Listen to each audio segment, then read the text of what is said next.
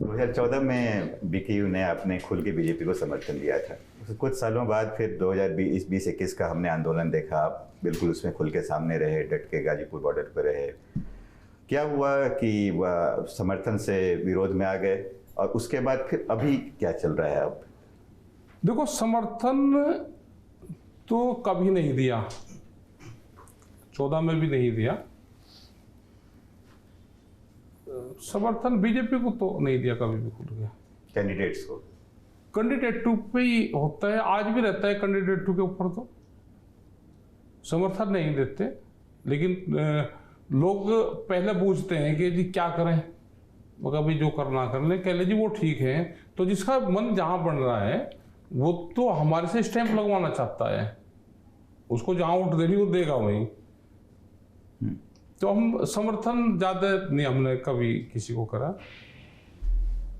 समर्थन विपक्ष में जब कोई रहता है तो उसकी तरफ लिबरल हो जाते हैं, उसकी तरफ लोग हो जाते हैं, उनकी आवाज रहती है। ये जरूर रहा होगा क्योंकि कांग्रेस थी, उसका विरोध था और सब ये देश था कि सत्ता परिवर्तन हो, और इन्होंने बहुत से वादे किए। ये मीटिंग में हमारे साथ रहते थे। डॉक्टर मुरली मनोहर जोशी जी बहुत बार मीटिंग में साथ रहे। राजनाथ सिंह आपके यही जंतर मंतर पर मीटिंगें होती थी तो हमारी मीटिंग में मंच तक शेयर किया।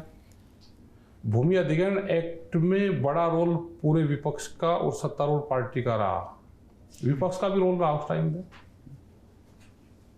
तो ये लगा कि ये खराब है तो ये बेहतर सरकार आएगी, तो जनता की आवाज थी तो हम विरोध हमने किसी का नहीं करा और ना हमारा समर्थन था। जहां जनता जा रही है अपना जाओ।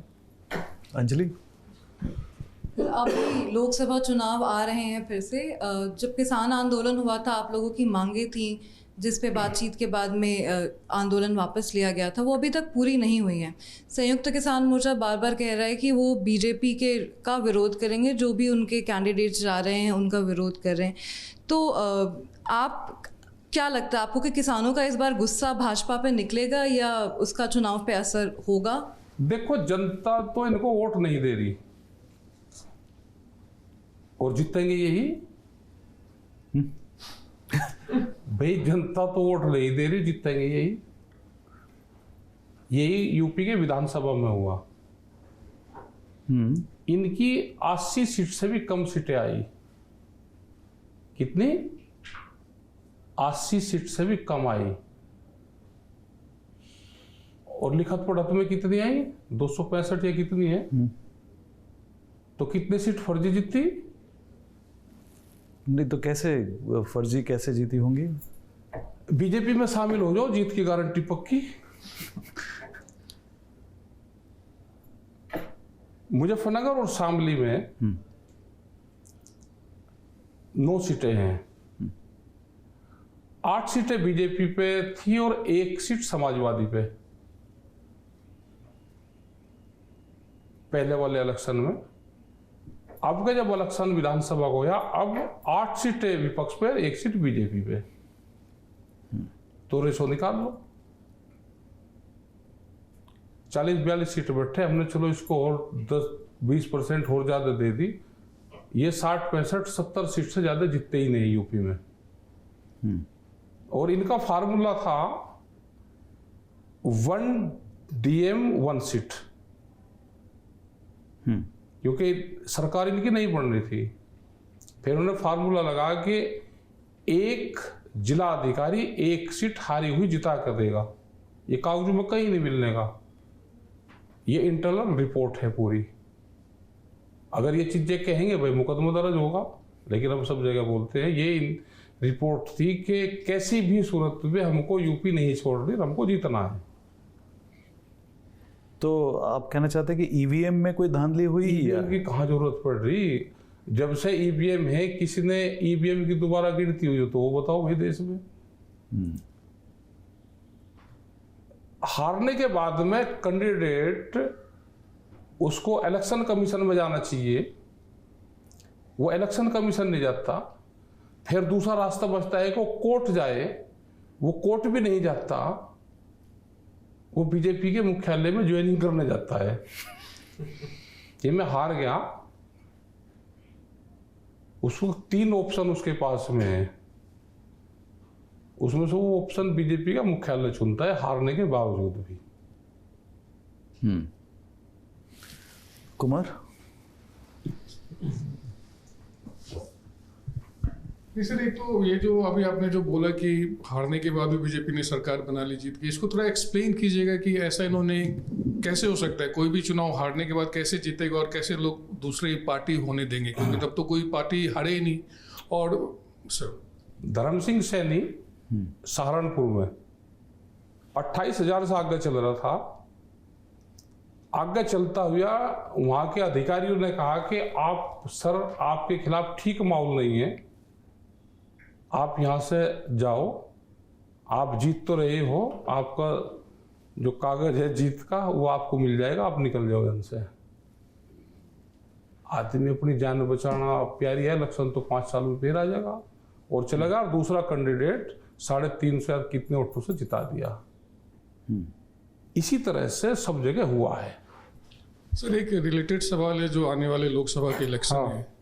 पिछली बार जो अजय सिंह जी की पार्टी थी उसमें वो जीवित थे, वो विपक्ष के साथ थे, उन्होंने भाजपा के खिलाफ चुनाव लड़ा। अब जयंत चौधरी भाजपा के साथ आ गए हैं, तो ये जो जाटों का वोट जो एक असेंबली में ऐसा लगा कि थोड़ा सा बीजेपी से छिटका है, तो इस बार लोकसभा चुनाव में जयंत चौधरी के बीजेपी के साथ आने के बाद आप देखते हो कि जो वोट कंसोलिडेशन है उनके फेवर में होगा? पश्चिम उत्तर प्रदेश में खासकर एक जाति से कुछ नहीं होता। जाट वहाँ 1.5 लाख के आसपास शायद है, 1.5 या 2 वोट है वहां पे 18 लाख। और पिछले चुनाव से लगाकर अब की चुनाव तक देश के प्रधानमंत्री भी, देश के गृह मंत्री भी, पूरी प्रेस भी एक जाति को फोकस कर रखा। तो जिस जाति का फोकस ज्यादा दिल्ली में होगा उस जाति का इलाज जरूर होगा। ठीक है जी, पूरा फोकस एक ही जाति पे है। भर्ती अभियान चल रहा है अभी दिल्ली में, नेता भर्ती अभियान। सुबह के टाइम पे जाएंगे, नाश्ते पर अगर कोई जाएगा तो 3 तरह की भर्ती अभी चली हुई है। एक है सुबह ही जो लंच से पहले होती है, वो कहेगा जी मुझे कुछ नहीं चाहिए, मान सम्मान चाहिए, ठीक है आप मान सम्मान से रहो, या कोई दिक्कत उसमें नहीं है। एक है लंच पे हो, जो लंच टाइम पे होती है, अंधेरा होने से पहले 1 बजे से और 5-6 बजे तक। वो कहेगा जी मुझे कुछ लालच भी है, मुझे इंडस्ट्री चलानी, भट्टा चलाना, मेरी फैक्ट्रियां हैं, किराए का मकान है, कोई थोड़ा सा अवैध भी बन रहा, तो मुझे लालच सा भी कुछ, ठीक है तू भी आ जा। एक है रात को जाएगा, वो डंडे से जाएगा। राजा की निगाह अगर पड़ेगी कि इसको लेना है तो जाना जरूर पड़ेगा। तो ये सब भाई तीनों तरीके से जा रहे हैं बीजेपी में, जिसको जोन से तरीके से जाना वो जा सकता है। भर्ती खुली हुई है। बंटी, तो सर इस बार लोकसभा चुनाव में किसानों का समर्थन खासकर जाटों का किसको जाएगा? एनडीए या इंडिया? कहा कि जाट है कितने %, एक जाति को टारगेट करके कुछ नहीं होना। समर्थन किसको जाएगा, एनडीए या इंडिया ब्लॉक? नहीं ऐसा नहीं, कोई हम ना जाति की बात करते किसी की, और ना किसी का किसी की तरफ जा रहा, सब अपनी मर्जी से वोट देते हैं। हमारे भी परिवार में हमारी वाइफ ने बुझा कि ये वोट किसको देनी। हमने कहा भाई हमने तो जिस दिन चुनाव आचार संहिता लग जाती है उस दिन के बाद में हम वोट के बारे में किसी को नहीं बताते। अगर एक भी आदमी को बताएंगे तो ये हो जाएगा कि नहीं हमने बताई, तो हमारा मन आज तो कह रहे ना कि हमने नहीं बताई किसी को भी। वहाँ लोगों का मूड क्या है इस बार चुनाव में? कैंडिडेट को कोई नहीं बताता, जो भी आएगा सबको सम्मान करेंगे, सब लोग माला भी देंगे, खाना भी खिलवाओगे, पैसा भी देंगे, लेकिन वोट नहीं कोई भी बताता कि कौन किसको देगा। सब अपने तरीके से जा रहे हैं। जातिवाद पे वोट है, धर्मवाद पे वोट है, कैंडिडेट कौन है उसके ऊपर वोट है।